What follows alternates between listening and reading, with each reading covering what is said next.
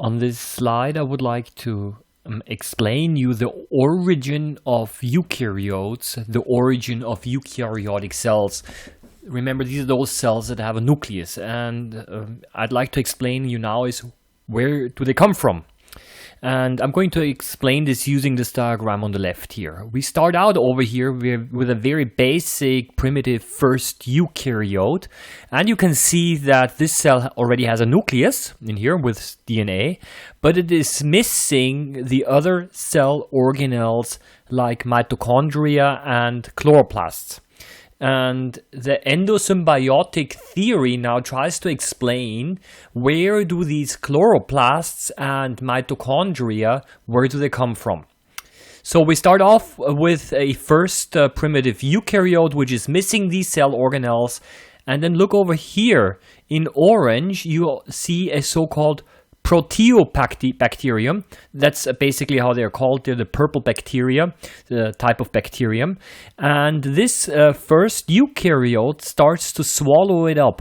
And you can see that the membrane of this eukaryote starts to fold in like that. And it takes up the bacterium until it is inside the cell. So this means that the proteobacterium over here is not digested, or it's not killed when it is in the cell, but rather the main cell, the host cell, and the bacterium, they start to develop a so-called symbiotic relationship. And in a symbiosis is when both cells benefit from each other.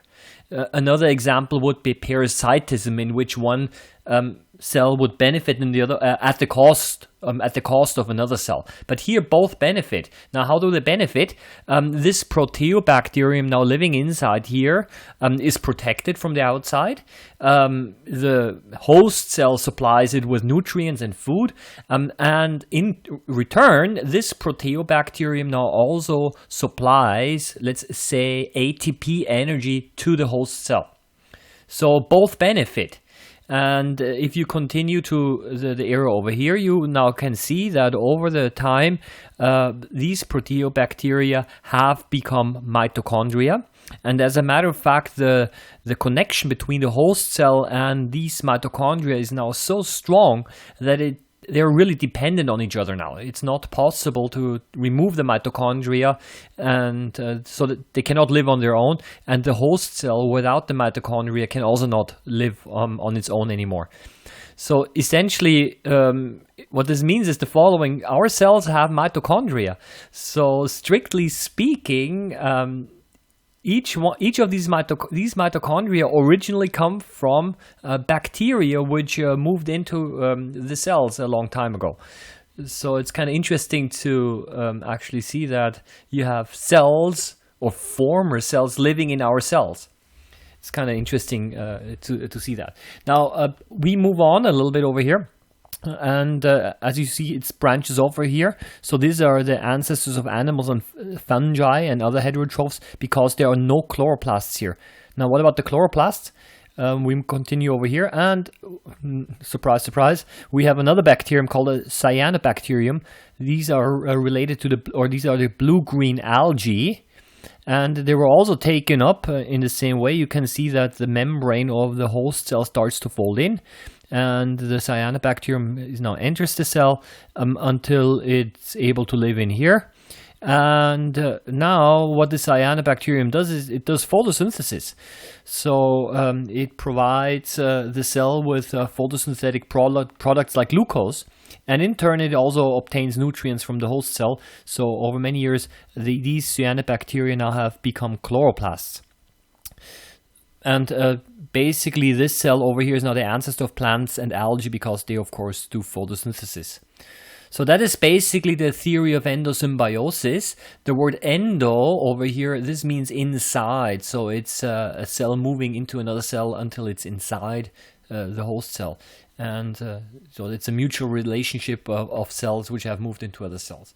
Now that's all very easy to say, but what scientific evidence do we have for that? Is there any indication that there is some proof for that? And there is Let's move over here. Evidence for the endosymbiotic theory. And first of all, chloroplasts and mitochondria. Current day chloroplasts and current day mitochondria divide like bacterial cells. So if you have a cell over here, let's stay over here. If you have the cell over here, and now basically there are two mitochondria, and this cell wants to undergo cell division, mitosis, then before mitosis happens, these mitochondria in here also start to divide. So you have mitochondria that divide inside the cytoplasm of the host cell. So that's a very strong indicator that because they divide like bacteria inside the eukaryotic cell. So that's the first evidence. The second evidence is that mitochondria and chloroplasts have their own ribosomes. And the interesting thing is that these ribosomes are called 70S ribosomes, and bacteria also have 70S ribosomes. So if you remember the cell structure, you probably remember that over here you see the endoplasmic reticulum, and there are these dots on here, and these dots are the ribosomes. And a eukaryotic cell also has freely floating ribosomes, and these ribosomes here, these are 80S ribosomes, because maybe if you remember when I talked about the eukaryotic cell in a different video, I said that eukaryotes have 80S ribosomes, and you find them on the RER, on the rough endoplasmic reticulum, and floating around in the cytoplasm. But the mitochondria and the chloroplasts, they have their own ribosomes in here. And these ribosomes are 70S ribosomes, just like bacteria. And of course also the chloroplasts over here, they also have 70S ribosomes. Now that is a very strong indicator. And just as a side explanation, what is the difference between 70S and 80S? The 80S ribosomes are a little bit larger than the 70S ribosomes, and there's also some other differences. But essentially it's a very strong indicator because bacteria also have 70S ribosomes. So, next evidence, chloroplasts and mitochondria, they have their own DNA. Yes, in here, in the nucleus, of course, we have DNA. You know that already, but what you might not have known is that the chloroplasts and the mitochondria, they also have their own DNA. Of course, not very much. It's a small circular loop of DNA, and a small circular loop of naked DNA looks just like the DNA of bacteria. That is the next strong indicator. And they have two membranes, chloroplasts and mitochondria. Why is this important? Let's go over here at the top. When this membrane folds inward, and there's of course also a membrane around here, around the bacterium. And when it's inside, you can already see over here that there are two membranes. Not drawn properly over here, but then there's the membrane of the bacterium, original bacterium, and now the membrane of the host cell as it's folded inward. And as it moves in, then the membrane is closing on the other side, and so you have two membranes. So the two membranes is also a strong indication that there has been an uptake of cells. And of course, scientists did DNA studies. So what they've done is they've sequenced the DNA of the chloroplasts and mitochondria and compared it to the DNA of currently existing bacteria, and it should not be surprising to find out that essentially the DNA of the chloroplasts down here is very similar to the DNA of even currently existing cyanobacteria, and the DNA of mitochondria is very similar to the DNA of currently existing proteobacteria.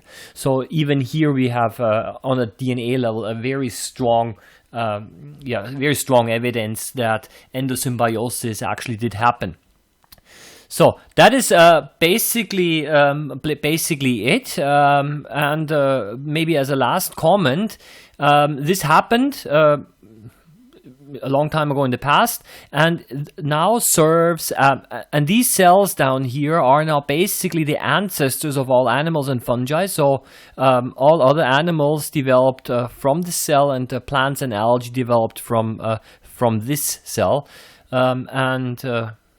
Yeah, that's basically the description of the endosymbiotic theory. It's a good idea to know some of these points over here in case it's examined in the test. Okay, so this was it.